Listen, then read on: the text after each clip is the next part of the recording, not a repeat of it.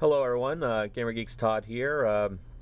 Want to do a quick unboxing video. This is, I know a lot of people don't like unboxings, but this is something I've been wanting to try out for a while. Uh, I've been looking to capturing game footage for the last few months, and I did some basic work with a Dazzle card, and needless to say, for a device that's not really designed for high definition, trying to capture Xbox 360 and PS3 footage on it is pretty subpar. So um, I've been going over several options. I've considered the Elgato, I've considered the PVR by Hauppauge, and as well as Roxio and AverMedia. And thankfully, the guys at AverMedia, I want to send a shout out to Kelvin for sending this to me. This is the AverMedia Live Gamer Portable capture device. Um, I've been following this for a while. Watched the videos by both Lazy Game Reviews and Review Tech USA, and they pretty much convinced me that this might be what I need to use. I'm hoping to take advantage of this and be able to record Xbox 360 footage much better than before. So let's see what we got. Okay, I got all the items here for the Live Gamer Portable, starting with the device itself. Pretty high quality little device there. I mean, very small, much smaller than I thought it would be. I didn't think it was going to be this small. A lot of people compared it to a cell phone. We'll figure out for myself because I have my Samsung Galaxy S4, which appears to be the same size as the Live Gear Portable. Very impressive. Never thought it'd be about the same size. But let's look at the device itself. Big red hot button to control the recording when using PC free mode, and that's pretty much how I'm going to be using this. I'll explain why in a little bit. The button's got a nice click feature to it. Feels very sturdy, very durable. Well done, AverMedia. Looks good. Let's take a look at the connections on the top. We have it says here an AV in jack. I'll explain the reasons for that in a second. Needless to say, this is more involving in the PlayStation 3. It won't affect me as much since I do mostly 360. HDMI in and out ports, looks like pass through, which is going to be nice, and audio in and out eighth inch jacks, basically used for live broadcasting. I'm looking forward to trying that. Side here we got a mini USB jack as opposed to a micro USB. I'm kind of glad to use that. In fact, when I show you the cable, I'll explain more about it. Over here is where the SD card goes. As you'll notice, there's a notice here saying that it's designed for a Class 10 SDHC card format in the FAT32 format. Unfortunately, until recently, I only had Class 4 cards, which I use for my camera and for my tablet. So I ended up getting myself a Class 10 32 gig memory card just exclusively for the Live Gamer Portable. I'm looking forward to trying that. But also got the cables. This looks like a standard 1/8 inch mini jack, used primarily to hook into the audio of your laptop or for your recording equipment. The mini USB jack right there. There was a note saying this was strongly recommended. I'm sure any mini USB plug will work. I'll probably try the one that came with my TomTom GPS and see for myself. Here's what I mentioned about the special AV cable. This is designed for the to be used with the PlayStation 3. The reason being is because the PlayStation 3 has HDCP copy protection that cannot be used with the HDMI. For some reason, they will not allow you to use game footage. And I've had experience with PS3s and HDMI connecting to televisions. Place I work, we use LG televisions, and for some reason the HDCP prevents you from broadcasting anything on the PlayStation 3. Using HDMI on the Xbox 360 has no problem. I'm sure the Wii U will do the same thing. There's also this connector, which will plug in the same AV jack. It's designed for component signals, and I like how they color-coded the audio jacks as blue while the video cables are black. That kind of helps prevent confusion. In my business, I know how it is when people are trying to connect component video with audio, and they get confused very easily. Also, got this very high quality build HDMI cable. It's kind of short. I remember hearing Rich from Review Tech USA saying something about the shortness. It might work for me because my Xbox 360 is connected to a switch box, and I might be able to hook that in right to the switch box and be able to use it that way and just have the Live Gamer Portable ready to go. Also, a very nice carrying case with the AverMedia logo on it. I may end up using this as when I go to events like MagFest and I want to capture game footage on the fly. I'll be ready to go with that. And lastly, this might not do much for me, but the LGP came with a certificate here for 3 months of XSplit live stream broadcasting. Like I said, I might use it, but I think it's more designed towards when you stream via USB to your LGP. And unfortunately, I will not be doing that. The reason being is because I run off a Mac, and unfortunately, AverMedia software Rec Central is designed for Windows 7 and above. I mean, I'm planning on using this to do capturing for game reviews, capture footage, do my own personal editing. I mean, I'm hoping to be able to use these as video clips through Final Cut Pro. I admit I haven't tried the LGP yet. I'll be doing some more work on it tonight once I get back to my house. But eventually I'm going to add some more test footage, show you how the gameplay looks like, how it looks through PC free mode, which I'm looking forward to trying. And that'll come up within the next day or so. So keep an eye out. I'll be back with more footage. Looking forward to trying the Live Gamer Portable. And once again, I want to thank AverMedia for sending this to me. You guys are great. This is something I'm really looking forward to. And I'll see you soon. Now I'm going to show some footage from the AverMedia Live Gamer Portable. All these videos are running from my Xbox 360. They're running via the PC free mode at 720p at 60 frames a second. Enjoy.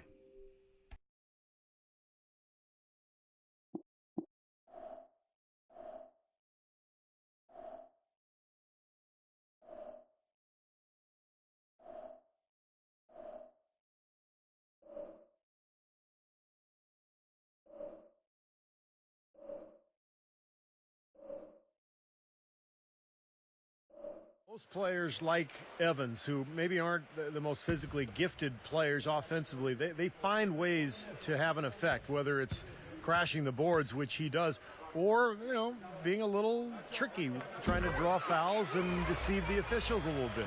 Just going to be honest here. Yeah, well, no, you're good. That's an interesting point. Boy, the Hornets were a very young team last season, had several draft picks that saw meaningful time and were even in the rotation. And this team was NBA young, and that often means you're going to struggle on the road. Now here's Rivers. Still getting warmed up offensively. No buckets yet in the game for him. Here's Anderson. That one a little long.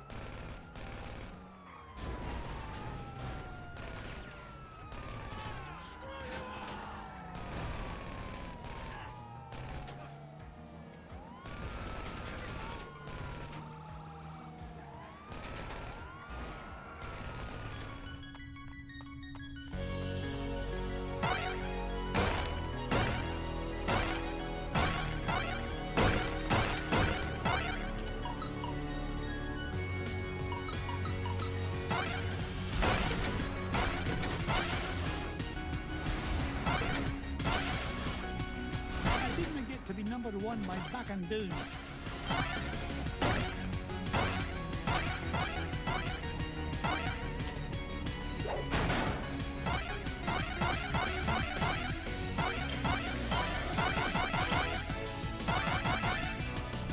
I've never seen a gem like this before.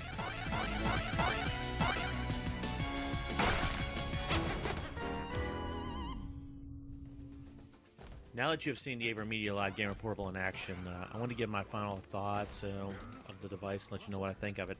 To start off with, the video capture quality is excellent. It is running at 720p at 60 frames per second. These ratings are out of the box. I know AverMedia has a patch that goes to 1080p, but because of my external monitor and my laptop and my editing software working best with 720p, I'm going to stick with that. Eventually I might take it up to 1080p in the near future. Setup for the device was very easy. It was just plugging in the HDMI and the USB cables into my console, into my TV, and I was up and running. All that mattered was I just had to hit the hot button and I was set ready to record. Even better, I'm running through an HDMI switch box. I remember Rich from Review Tech USA claiming that he had issues with the Hopog HD PVR2 running through an HDMI switch box. Thankfully, the AverMedia Live Gamer Portable did not have any issues with that. It's running just fine. I also tested running stuff on my satellite, but due to copyright reasons, I did not want to put that in the final review.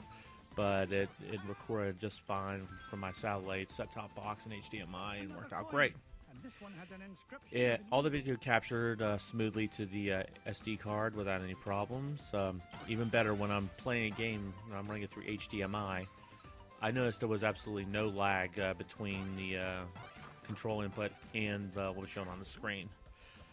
Unfortunately, if I was running it through USB, I've heard reports, most recently from Lazy Game Reviews, that there is significant lag, almost to the point where the game would be unplayable if running on through a USB, so you'd have to use an HDMI monitor as your play source. So just be aware for that. Also, I like how the USB cable actually powered the LGP when connected to my Xbox 360. I did not have to run it to an external power source to get power going through it. That's very convenient and works out well for me. Unfortunately, that's not the case with trying to use the Live Gamer Portable as an SD card reader. It would not read on my laptop, so I wouldn't be able to transfer the files that way. I'd have to take the SD card out and put it to another source. Unfortunately, my MacBook does not have an SD card slot, but I do have an old HP laptop that I use to transfer the files. And that brings me to my other problems I've had with the Live Gamer Portable. As I mentioned before, the Rec Central software that came with the LGP does not support Mac. It is only for Windows 7 and Windows 8. So Mac users, you may have to find another way to get your videos converted. In my case, as I said, I'm using my old HP laptop, which unfortunately runs Windows Vista to transfer the files to an external hard drive. Also, for PC capture, the other problem I had is the video format that's being used. While the video, if connected to a PC through the Rec Central software, converts to MP4 straight to the SD, it's recording in an MPEG TS format.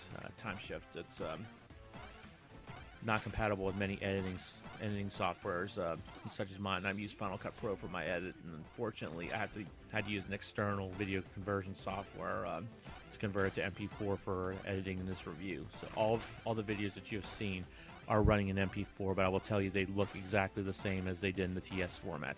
The size was just compressed by almost, the final result was a quarter of what the final file was. And it kind of helps too, because in TS format, 1 hour of video equals about 4 gigabytes. So I'd strongly recommend that you get at least a 16 gigabyte memory card. It has to be a class 10. It will not work on a class 4. I tried it with the class 4 cards I have. So it has to be at least class 10. And you'll really appreciate the speed that this device requires. It definitely needs a class 10 in order to get the full power from it. So in the end, would I recommend the Live Gamer Portable? Without a doubt, my answer would be an unequivocal yes. It is an excellent capture card. The capture quality is some of the best I've seen. It's worked out pretty well for what I need. I'm hoping to use that in future reviews. But as far as conversions, as a PC user, it's a no-brainer because you can use Direct Central software to get an MP4 format and have it ready to go for your editing. Plus, you can live stream with it to use the 3-month XSplit account that came with the device. As for Mac users, it's more of a challenge between that and getting the Elgato Live Game Capture, which is designed to work with Mac. If you know how to convert your files to an appropriate format, I mean, I can provide assistance if anyone has any questions. But if you can convert that, then yes, I would recommend the LGP. AverMedia has developed an impressive piece of hardware. It works great for game capture footage to post on YouTube. Do commentary for Let's Plays. I can see that being used in the near future. So in the end, the final verdict for the AverMedia Live Gamer Portal would be 4 out of 5 out of 5 gems, given a half-point deduction for the lack of Mac support in the TS format coming from SD capture. But it is an amazing device. AverMedia has won me over with this. So I want to thank Kelvin from AverMedia for sending this to me. It's very impressive. They did a great job, and look forward to dealing with AverMedia some more in the future. So until my next review, this is GamerGeeks Todd from GameIndustry.com and Space Monkey Mafia Studios. Just keep an eye out. I'll talk with you soon. Have a good one. SpaceMonkeyMafiaStudios.com